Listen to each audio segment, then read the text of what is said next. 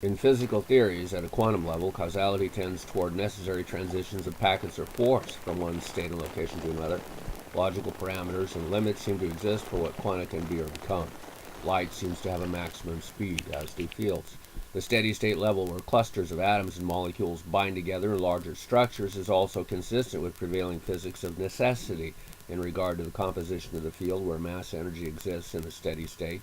Yet it is uncertain that there is a necessary formation of life from physical necessity. Life can form more complex structures, though it must it necessarily do so.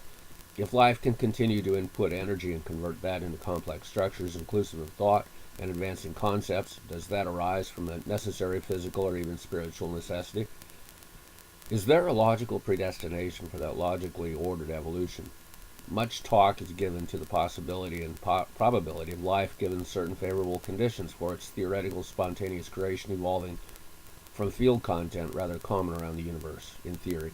Yet, little has been said of a physical condition at a quantum level, at least that would require life to exist, as a necessary transition of mass and energy into the only possible form or destination given the state of affairs. I'm not trying to argue here ad absurdum that life cannot exist unless it is necessary that it does, or argue against the creation of life as a possibility of an evolution from inorganic matter. I'm just interested in the physics of a state of affairs such that matter and energy must necessarily combine to form life, perhaps under the influence of some power novel to the field configuration and temporal configuration space. Neither would I argue against an evolution from inanimate matter stimulated by the will of God at some quantum level. Evolution and divine creation are not mutually exclusive processes, especially since Genesis Chapter 2 seems to indicate that Adam and Eve were created in a separate process in a different space-time configuration field than the rest of the universe.